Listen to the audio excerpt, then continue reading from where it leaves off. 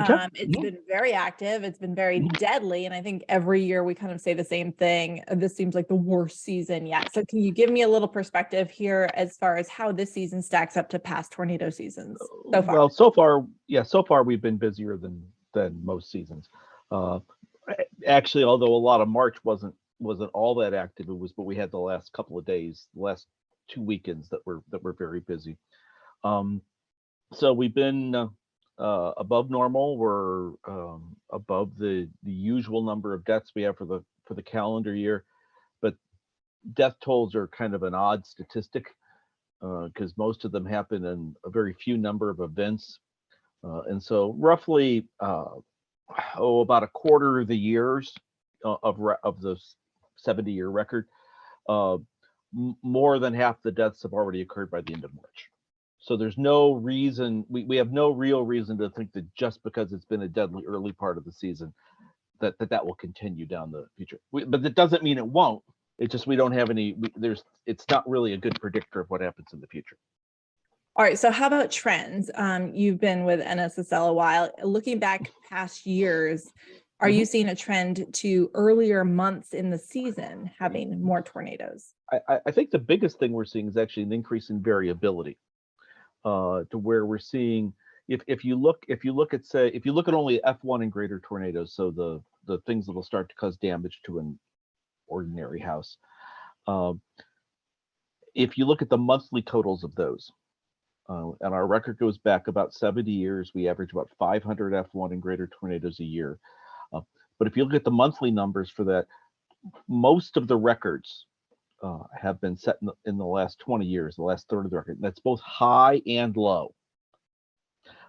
And so and about half of the records, well, a third of the records are in the last 10 years. And you would expect, and that's a lot more than you'd expect just from random distribution. So it seems like we're seeing more variability. So we've seen some really big early months of the year, but we've also seen some really small months as well. But Okay. I think the low records or the high records have all been winter months, and cool season months, and the low records have been in warmer months. Okay. Can you make any sort of assumption about why that is? We know that when we're warmer than normal in the wintertime, we tend to have more tornadoes than normal. And when we're warmer than normal in the summer, we have fewer tornadoes than normal. And really that comes back to what's the limiting factor. And in the wintertime, the limiting factor is usually the energy available to make storms. And so when we're warmer than normal, we have more energy than we would usually have. Whereas the wind shear, the wind shear, which is another big term, is always there in the wintertime. In the summertime, the thing we're missing is the wind shear when we don't get that's the limiting ingredient usually. And so adding temperature in the summertime doesn't help that. And in fact, it actually tends to hurt the presence of wind shear, because essentially the jet stream goes north into Canada and we don't get anything. And so it makes some sense to think that we would be expecting to see more records set in the wintertime of high records and low ones in the summertime. How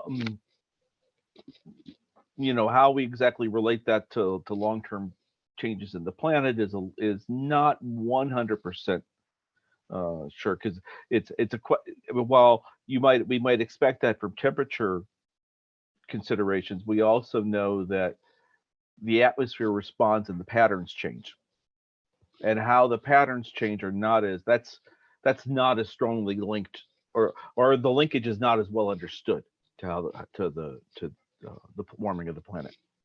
Okay, well, let's talk now about shifting of tornado alleys. Kind of been in the same spot. We've looked at the same states for many years.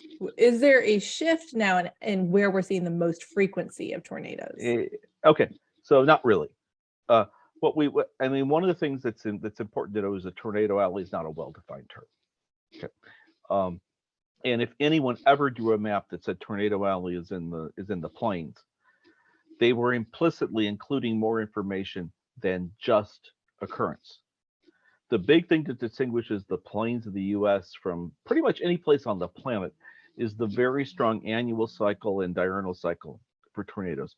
For instance, in the Oklahoma City area where I am, Our peak threat for tornadoes is about the first week of May, and we get very few before the middle of March and very few after the middle of June. So it's about a 3-month window that almost all of our tornadoes occur in.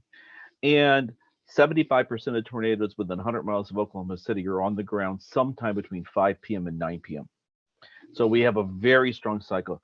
You go into the southeastern United States, and now the diurnal cycle, it's not flat. It still maximizes in the afternoon, but it's pretty close to flat compared to the strong peaks in the plains, and the same thing with the seasonal cycle. The seasonal cycle is a lot flatter than what it is here in the plains.